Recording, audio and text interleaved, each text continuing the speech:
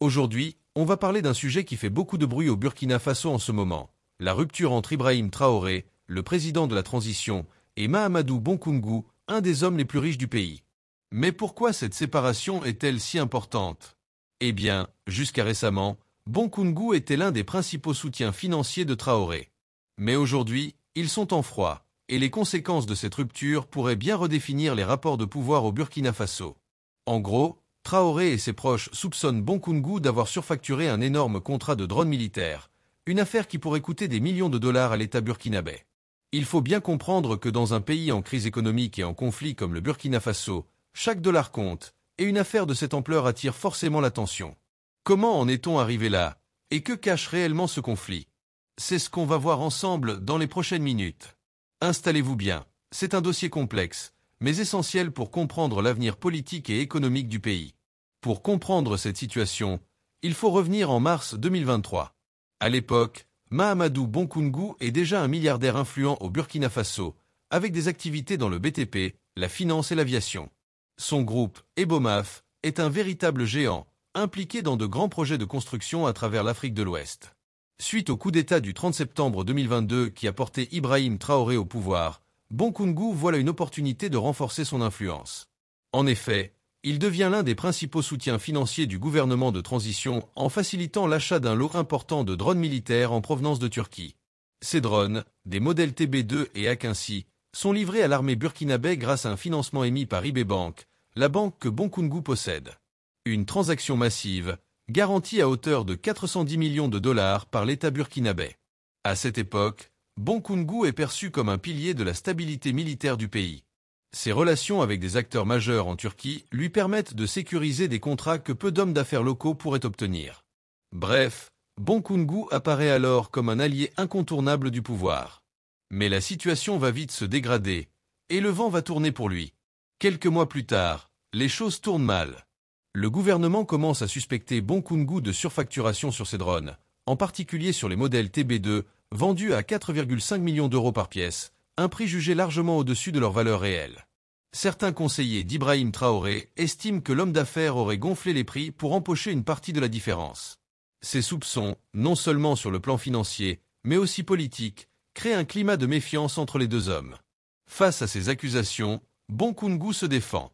Il explique que les coûts supplémentaires sont liés aux frais de transfert, aux fluctuations des taux d'intérêt bancaires et aux coûts logistiques, mais surtout, il rappelle que c'est l'État burkinabé qui l'a sollicité pour monter cette opération financière. Une défense qui n'a pas convaincu les autorités, qui voient désormais Bonkoungou comme une menace pour la stabilité du pouvoir. Certains analystes politiques estiment que ces accusations pourraient aussi servir de prétexte pour affaiblir l'emprise de Bonkoungou sur l'économie burkinabé. Mais ce n'est pas tout. En plus de ces soupçons de corruption, Bonkoungou fait face à des rivalités internes.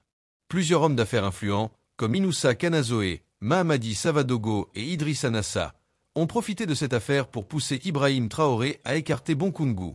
Chacun d'eux a ses propres intérêts à défendre et voit l'affaiblissement de Bonkoungou comme une opportunité de renforcer leurs positions respectives dans l'économie burkinabé. La méfiance des autorités ne s'arrête pas là. En janvier 2024, Prosper Bassolé, directeur de cabinet de Bonkoungou, est interpellé dans le cadre d'une affaire de complot contre Ibrahim Traoré. Cet événement a considérablement renforcé les soupçons du gouvernement à l'égard de Bonkoungou. Beaucoup y voient un signe que l'homme d'affaires, autrefois allié proche du régime, pourrait désormais être associé à des tentatives de déstabilisation politique.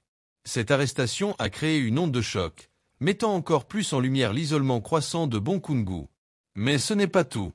La proximité de Bonkoungou avec plusieurs chefs d'État africains, comme Alassane Ouattara de Côte d'Ivoire, ajoute encore à la méfiance.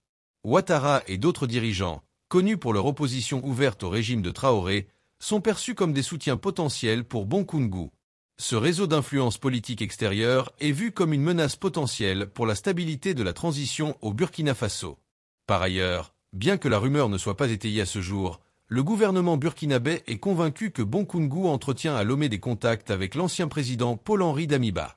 Damiba, qui vit en exil depuis son renversement par Traoré en 2022, aurait conservé des liens avec Bonkoungou, ce qui alimente les spéculations sur une possible connivence pour affaiblir le pouvoir actuel.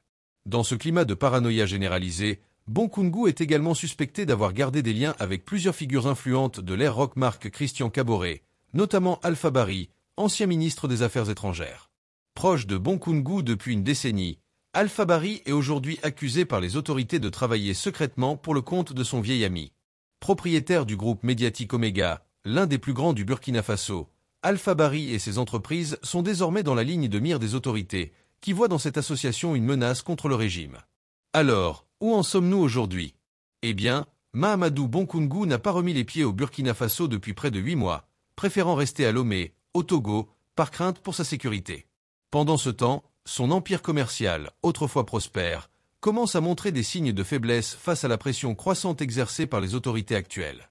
Sa compagnie aérienne, Liz Aviation, a même dû interrompre ses vols au Burkina, faute de rentabilité dans un climat économique et politique de plus en plus hostile. Le président Ibrahim Traoré semble bien déterminé à réduire l'influence de Bonkungu dans l'économie du pays. Cette stratégie s'accompagne du développement soutenu, par le gouvernement, de nouvelles entreprises concurrentes, telles qu'Air Burkina et Kangala Air Express, destinées à affaiblir les ambitions de Liz Aviation. Ces mesures témoignent d'une volonté claire du gouvernement de reprendre le contrôle sur certains secteurs économiques, tout en affaiblissant les grands hommes d'affaires comme Bonkungu, qui pourraient représenter des menaces pour leur autorité.